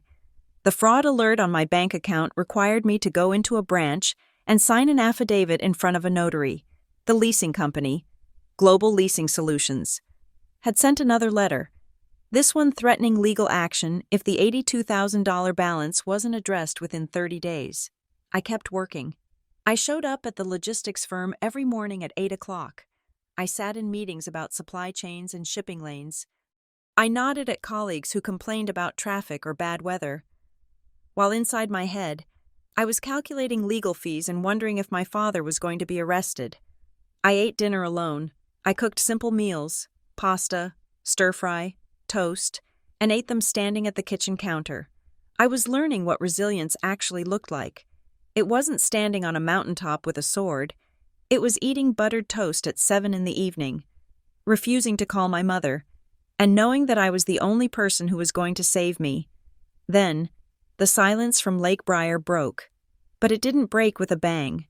It broke with a whisper. My cousin Sarah called me on a Thursday night. Sarah and I used to be close when we were kids, but we had drifted apart as adults. She lived 2 towns over from Lake Briar and mostly posted photos of her dogs on social media. "Hazel," she said when I picked up. Her voice was tight, uncomfortable. "I debated calling you, but are you okay?" "I am fine," I said, instantly guarded. "Why?" "Well," Sarah hesitated. "Aunt Martha, your mom, she has been calling everyone. She called my mom. She called Uncle Jerry. She even called Nana. She is setting up a family meeting for Sunday. A family meeting? I asked. The phrase made my skin crawl. In the Ross family, family meeting was code for public execution. Yeah, Sarah said. She is telling everyone that you are having some kind of breakdown. She said you are obsessed with money and that you have cut them off because you are paranoid. She said they are worried you might be a danger to yourself. She wants everyone to come over to discuss how to help Hazel. I felt the blood drain from my face. They were pivoting. They realized the legal threats hadn't worked. So now they were attacking my credibility. If they could paint me as mentally unstable, as the crazy daughter who made up stories about fraud, then the police report looked like a delusion. It was a strategy to discredit the witness before the trial even started. They are holding an intervention, I said flatly. For me, without me, basically. Sarah said, Look, I don't know what is going on, but Mom is really worried. She said Aunt Martha sounded devastated. She is devastated because I stopped her from stealing $80,000 from me. I said, silence on the line. What? Sarah whispered. It is a long story. Sarah, I said, but I'm not having a breakdown. I am having a legal dispute. I hung up. My hands were shaking. They were inviting the extended family to Lake Briar to cement the narrative. They were going to sit in that living room, drink coffee, and shake their heads about poor, troubled Hazel. My father would look stoic and aggrieved. My mother would weep into a tissue, and my reputation within the family, the only community I had ever known, would be incinerated. I paced my apartment. My first instinct was to hide. Let them talk. Let them think what they wanted. I was safe in the city. But then I looked at the file on my table, the evidence folder. If I didn't go, their version of the truth would become the only version. If I didn't go, I was pleading guilty by absence. I called Marin Pike. I am going to the meeting. I said, Hazel. Marin warned, her voice tinny through the speakerphone. That is a volatile environment. You are walking into a trap. They want to provoke you. If you scream, if you cry, you prove their point that you are unstable. I won't scream. I said, I am not going to argue. I am going to testify. Marin sighed. Okay, if you are going to do this, you do not go empty-handed. We are going to prepare a packet. 1 page, just the facts. No emotion, no narrative, just dates and documents. We spent the next day assembling it. It was a simple document, clipped together. Exhibit A, credit inquiry from LBH Auto Finance, unauthorized. Exhibit B, Global Leasing Solutions, default notice, forged signature. Exhibit C, Secretary of State, filing for Alder Ridge Hauling, Hazel Ross listed as manager without consent. Exhibit D, police report number for identity theft. It was cold. It was clinical. It was perfect. I drove to Lake Briar on Sunday morning. The sky was a flat, slate gray, threatening snow. The trees along the highway were bare, their branches looking like skeletal fingers reaching for the sky. I pulled into the driveway at 1 o'clock. There were 6 cars parked there. My Uncle Jerry's truck, my Aunt Linda's minivan, Sarah's compact car. It looked like Thanksgiving. I took a deep breath, grabbed the stack of packets, I had made 10 copies, and got out of the car. I smoothed my blazer. I had dressed for court, not for a family visit. I walked up the steps and didn't knock. I still had my key. I unlocked the door and stepped inside. The living room was full. They were sitting in a circle of chairs that had been dragged in from the dining room. My mother was in the center, holding a box of tissues. My father was standing by the fireplace, his arms crossed. Caleb was sitting on the floor, his head in his hands. The conversation stopped instantly. 15 pairs of eyes turned to me. For a second, the silence was absolute. I could hear the hum of the refrigerator from the kitchen. Hazel, my mother breathed. She looked at me like I was a ghost. You came. I walked into the center of the room. I didn't hug anyone. I didn't smile. I felt a phantom urge to apologize, that old reflex to smooth things over, to say I'm sorry I'm late, to say I brought a pie. I crushed that urge. I heard you were discussing me. I said, my voice was calm. lower than usual. I thought I should be here to provide the documentation. Documentation? My Aunt Linda asked. She looked confused. She was holding a plate of cookies.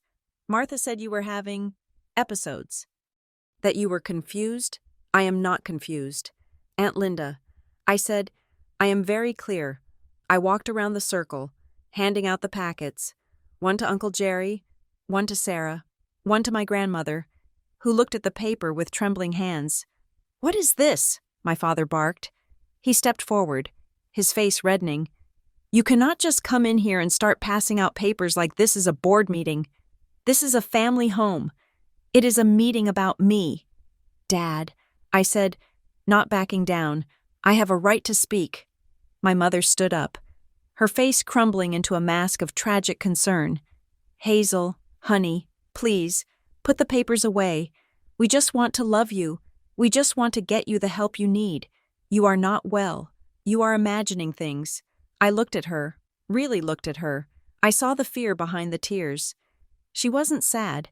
She was terrified. I am not imagining the credit inquiry. Mom, I said. I pointed to the packet in Uncle Jerry's hand. Look at Exhibit A. Date, October 14th. Inquiry for an auto loan. I was at the dealership. I refused to sign. The inquiry was run the next morning, without my consent. That was a mistake, my father shouted. The dealer ran it by accident. We told you that. And Exhibit B, I continued, my voice steady, cutting through his volume. A default notice for a commercial wood chipper. Lease signed 6 months ago. Lessee, Alder Ridge Hauling. Guarantor, Hazel Ross. The room went very quiet. The rustling of papers stopped. I did not sign that lease. I said, I did not know that lease existed until the collection agency sent a certified letter to my apartment. The signature on the document is a forgery. Uncle Jerry looked up from the paper. He was a contractor. He knew about leases. He knew about liens. $82,000? Uncle Jerry asked. He looked at my father. Dave, you leased a chipper for $80,000? It is business, my father sputtered. You know how it is. Jerry, you need equipment to get the jobs. We were going to pay it off. Hazel is just making a big deal out of a clerical error. She was supposed to be a silent partner. I never agreed to be a partner. Silent or otherwise, I said. And Exhibit C, I am listed as a manager on the LLC. Since 4 years ago, I never signed that either. My mother let out a sob. Stop it. Stop it right now. You are humiliating your father. You are trying to destroy this family over money. It is just money. Hazel, we raised you. We gave you life. I turned to her. The room felt small, suffocatingly hot. You didn't give me life so you could spend my credit score. I said. I looked around the room at my relatives. They looked uncomfortable. They looked shocked. But they were reading. They were looking at the dates. They were seeing the police report number at the bottom of the page. I am not here to argue. I said to the room, I am here to tell you the truth. My identity was used without my permission. I have filed a police report to protect myself from the debt. I am not having a breakdown. I am stopping a financial crime. Hazel, Aunt Linda said, her voice wavering. A crime? These are your parents. Theft is theft. Linda, I said, even if it happens in a living room. Then, a voice spoke up from the corner. It was Uncle Ray, my father's older brother. He was a quiet man, a retired mechanic who rarely spoke at gatherings. I told you. Dave, Uncle Ray said. His voice was gravelly and deep. My father whipped around. You stay out of this. Ray, I told you 5 years ago. Ray continued, not looking at my father, but looking at the packet in his hands. I told you that hauling contract with the county was a gamble. I told you not to leverage the house. You said you had it handled. You said you had a backer. He looked up at me. I didn't know the backer was his daughter. Ray said. The air in the room shifted. It was a physical sensation, like a pressure drop before a storm. The narrative my parents had spun, that I was crazy, that I was ungrateful, was dissolving. Uncle Ray had just confirmed that my father had a history of risky deals. My father looked around the room, seeing the change in their eyes. He saw the doubt. He saw the judgment. It was a misunderstanding, he yelled, his voice cracking. The dealership, the paperwork, it was all supposed to be fixed. We were going to refinance it before she ever knew. We were doing it for the family, for the legacy. For the legacy? I asked quietly. Or to pay off the merchant cash advance you took out? My father froze. He looked at me with pure hatred. You ungrateful little, he started, stepping toward me. Dave! Uncle Jerry stood up, blocking his path. Sit down. My father stopped. He looked at his brother, then at me. He looked small suddenly. The bluster was gone, leaving only a desperate, cornered old man.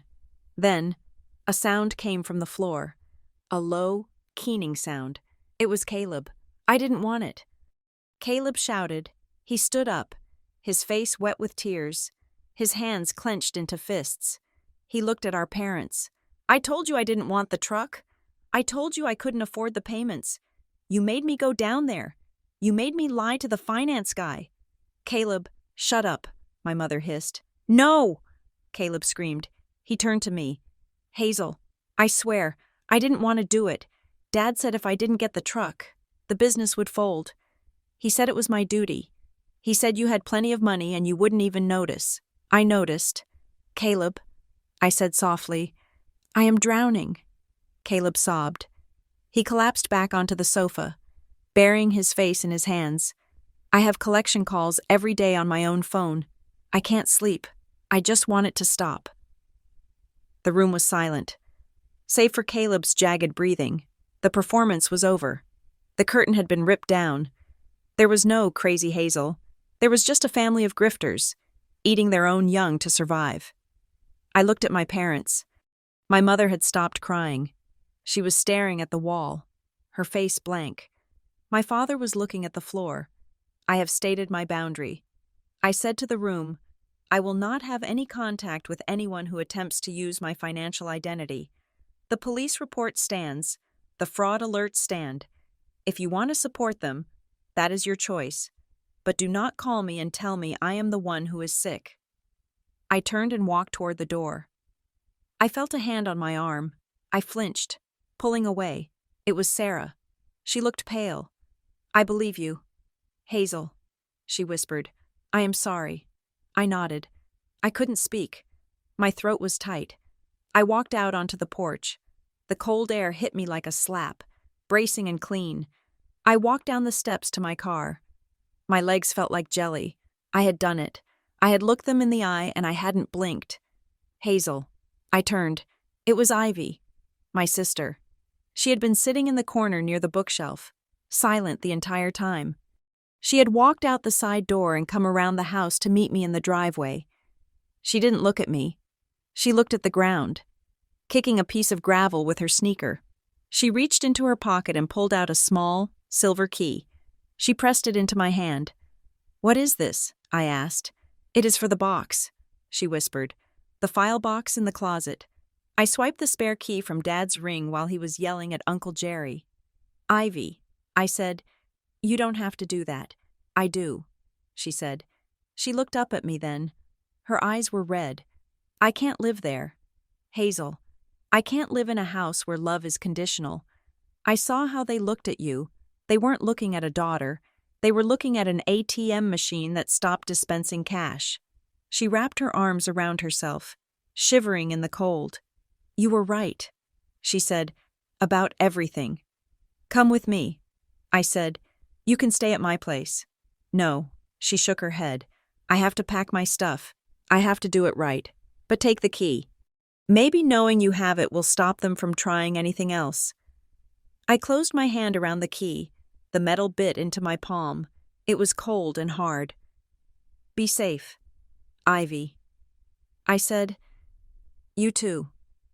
I got into my car and drove away.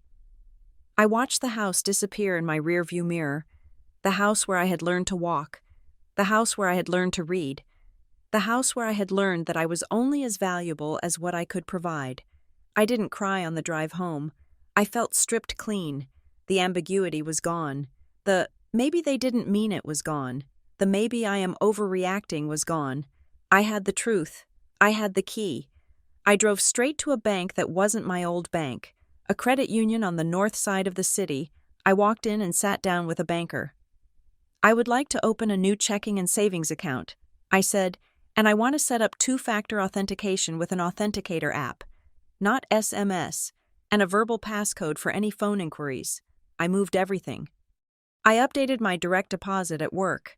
I logged into the IRS portal and generated a new IPPIN. I locked down my credit profiles with passwords that were 30 characters long.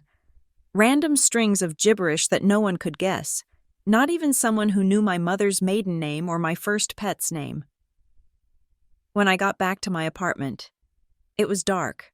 I sat at my laptop and opened a new document. I wasn't writing a diary entry. I was writing a legal document. Cease and desist. To David and Martha Ross. From Hazel Ross. Re. Unauthorized use of personal information and harassment. This letter serves as formal notice to cease and desist all use of my personal identification information for any purpose, financial or otherwise. You are further directed to cease all harassment, defamation, and contact with my employer. Possession of my personal documents, including those contained in the locked file box for which I now possess the key, is hereby revoked. You are directed to return all original documents to my counsel immediately. I typed the words, and they felt like bricks in a wall I was building to keep myself safe. I thought about Caleb, sobbing on the floor. He was a cautionary tale. He was what happened when you didn't build the wall. You drowned. I thought about my father's face when Uncle Ray spoke, the look of a man whose illusion had shattered. I wasn't going to have a family Christmas this year. I wasn't going to have Sunday dinners. I was going to be alone. But as I looked around my quiet apartment, at the evidence folder on the table, at the silver key sitting next to my laptop, I realized something. Peace isn't the absence of conflict. Peace is the absence of fear. For the first time in months, I wasn't afraid of what phone call might come in the middle of the night. I wasn't afraid of the mail. I had lost my family, but I had kept myself. I saved the document and closed the laptop. I walked to the window and looked out at the city. Thousands of lights, thousands of lives. I was one of them. Just one woman, standing in her kitchen, holding a key to a box of secrets, breathing air that finally belonged to her. I poured a glass of water and drank it. It tasted like nothing. It tasted like freedom. The letter arrived on a Tuesday, 3 weeks after I had walked out of my parents' house for the last time. It was from the credit bureau, the thinness of the envelope betraying the clinical nature of its contents. I opened it standing by my mailbox in the lobby of my apartment building, ignoring the chill from the front door that opened and closed as neighbors bustled in from the cold November wind. Investigation update. I scanned the page, my eyes jumping over the boilerplate legal text to find the results. Item: LBH Auto Finance Inquiry. Result: deleted. Item: Quick Cash Personal Loans Inquiry. Result: deleted. I felt a small release of tension in my chest, like a knot loosening. They had removed the inquiries. The system had recognized the fraud. But then my eyes dropped to the third item. Item: Global Leasing Solutions. Commercial lease. Result: in progress / verification pending. The knot pulled tight again. Harder this time. The big one, the $82,000 wood chipper lease, was still there. It hung over my head like a guillotine blade that hadn't quite decided to drop. Verification pending meant the creditor was fighting back. It meant Alder Ridge Hauling, my father, might have submitted documents claiming I really was a guarantor, forcing the bureau to dig deeper. I went upstairs and sat on my couch. The apartment was quiet. It was always quiet now. I had changed my number, changed my locks, changed my bank. I was a fortress. But inside the fortress, I was just a woman waiting for the other shoe to drop. The uncertainty was a physical thing. It lived in my stomach, making it hard to eat.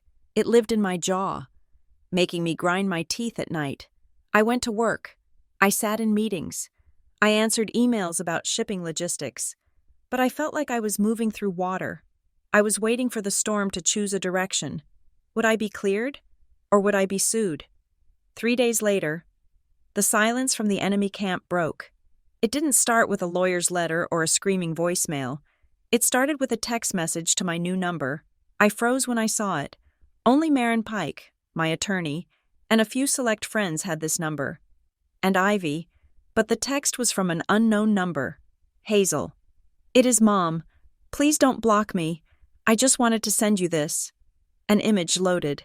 It was a photo of me when I was 6 years old, sitting on the hood of my father's old truck, eating a popsicle. I looked happy. I looked safe. We found this while cleaning up. The next message read, "We miss this little girl. We miss our family. We know things got heated, and we are so sorry for the shouting. We just want to start over. Can we please just talk? No lawyers, just us." I stared at the screen. My thumb hovered. The pull was magnetic. It was the pull of biology, of history, of the deep, desperate need to believe that your mother loves you more than she loves a credit line. Start over. It sounded so beautiful. Then the third message arrived. 3 bubbles later, Dad found a way to fix the lease issue so it comes off your report immediately. We just need you to sign a small refinancing modification. It moves the debt to a new lender and removes your name after 90 days. It is the only way to stop the investigation from hurting your father. Please, Hazel. Just this one small thing, and then we can heal. I let out a breath I didn't know I was holding. There it was. The hook, the nostalgia, the photo, the apology. It was all just bait to get me to swallow the hook, sign a refinancing modification. If I signed that, I would be acknowledging the debt was mine to begin with. I would be ratifying the fraud. I would be on the hook for a new loan. One that I had knowingly signed, which would make the identity theft report void. They didn't want to heal. They wanted to refinance.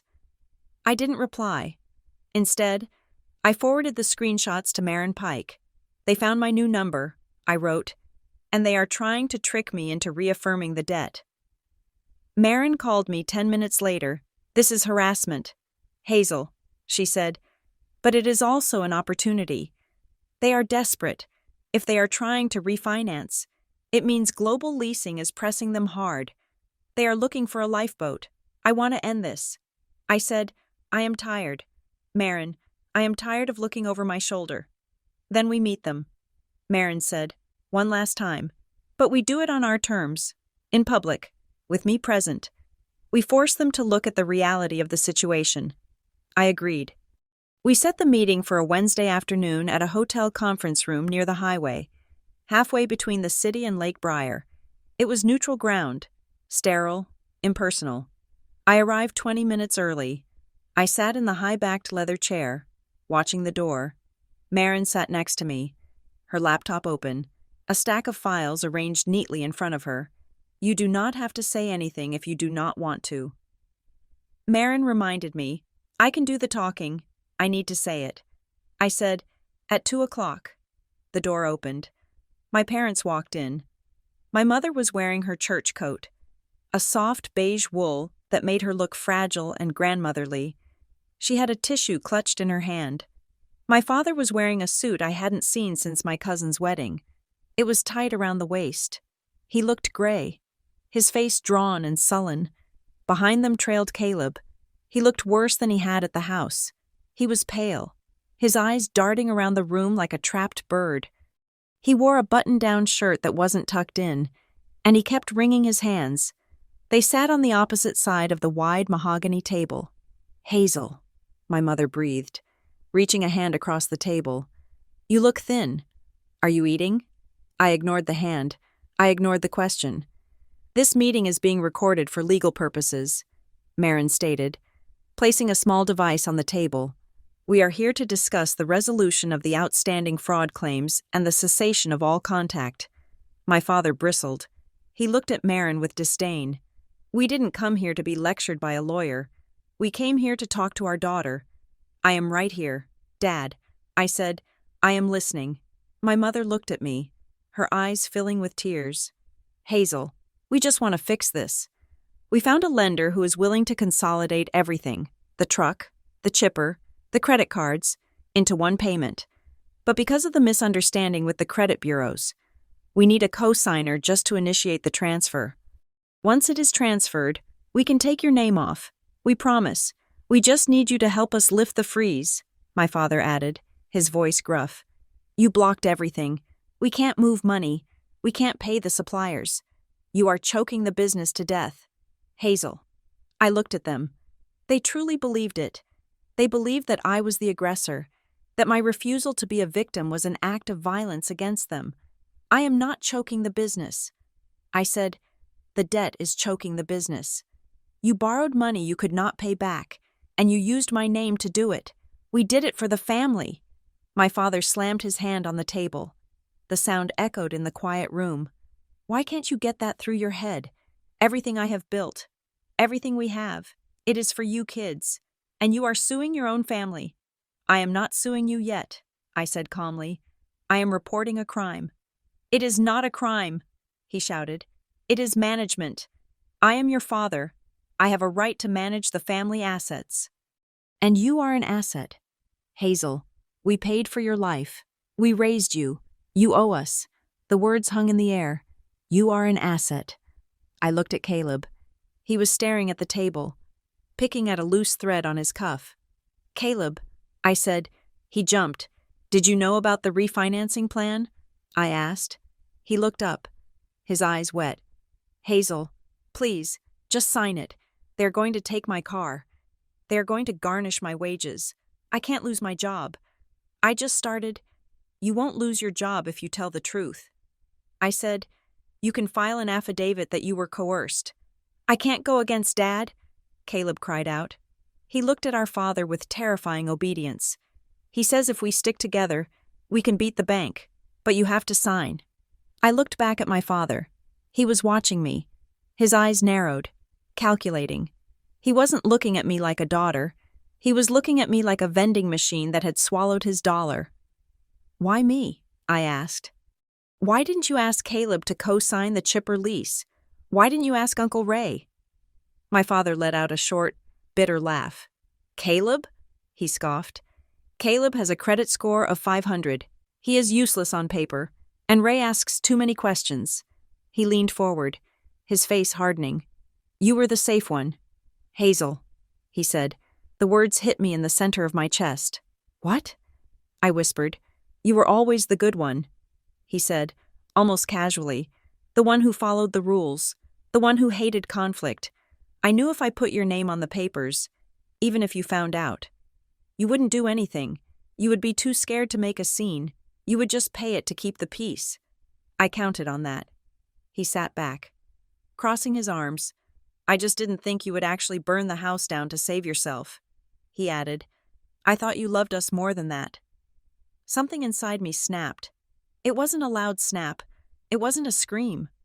It was the sound of a tether breaking, a heavy anchor line finally severed, allowing the ship to drift free. I realized, in that crystal-clear moment, that he was right. He had profiled me. He had weaponized my goodness. He had weaponized my love. He knew I would suffer in silence rather than embarrass them. That was his business plan. Bet on Hazel's silence. I wasn't angry anymore. I was just done. I looked at Marin. She nodded slightly. I reached into my bag and pulled out a single, thick envelope. I placed it on the table and slid it across the mahogany surface until it rested in front of my father. What is this? He sneered. That is a formal cease and desist order, I said. My voice was steady, resonant. It outlines the terms of our separation. I am not reading this, he said. You don't have to read it now. I said, but you need to know what it says. It says that I will not sign your refinancing agreement. It says that I will not retract the police report. It says that I will not pause the credit dispute. My mother made a small, wounded noise. Hazel, no.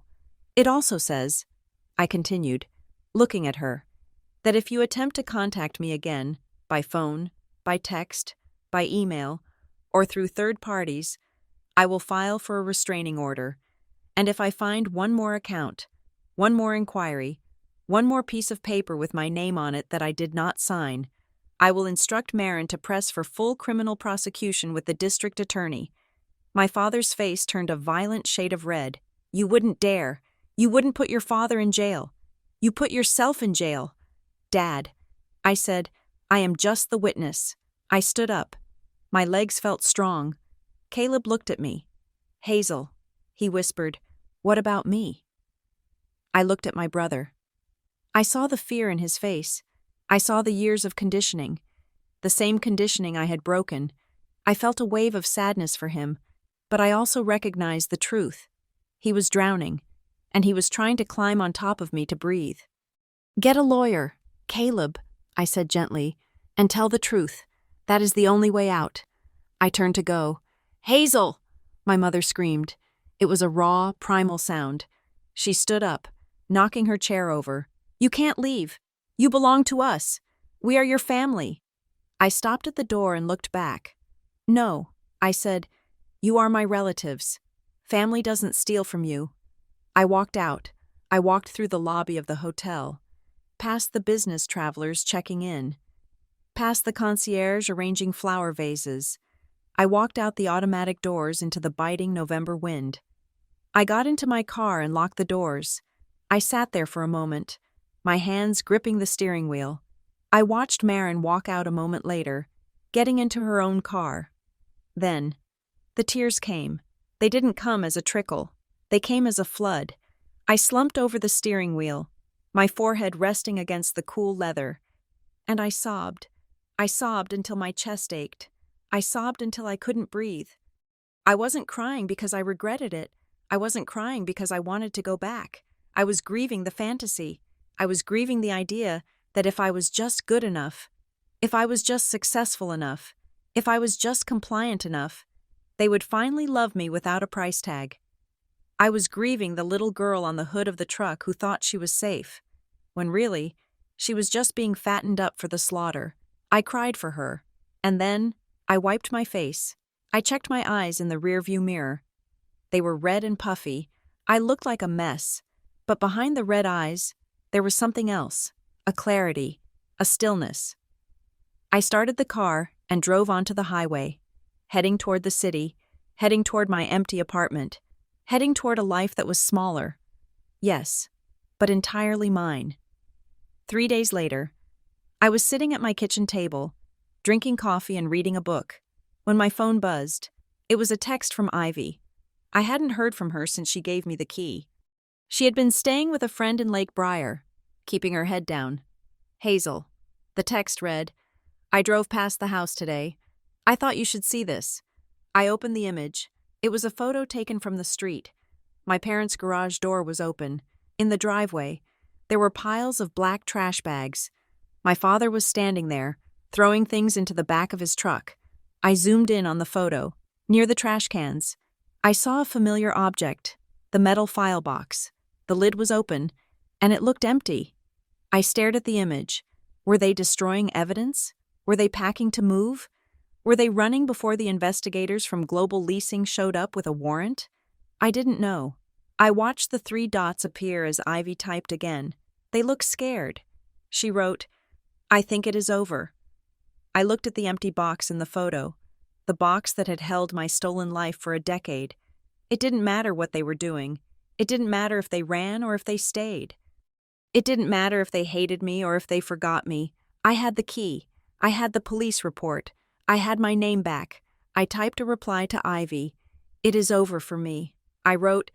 I put the phone down and looked out the window. The storm had passed. The sky was a pale, bruised blue, but the sun was shining. It was cold, and the trees were bare, but the roots were deep. I was still standing, and for the first time in my life, I wasn't waiting for permission to exist. This concludes the story of Hazel Ross. Thank you so much for listening to this 6-part saga of betrayal, boundaries, and reclaiming one's life. It has been a journey to write Hazel's path from a victim of financial abuse to a survivor standing in her own truth. I would love to hear your thoughts on Hazel's final decision. Did she do the right thing by walking away? Where are you listening from today? Please leave a comment below sharing your location and your reaction to the ending. If you enjoyed this story and want more realistic, emotionally charged dramas, please make sure to subscribe to Revenge Stories. Your support helps me bring these characters to life. Until next time, take care of yourselves and protect your peace.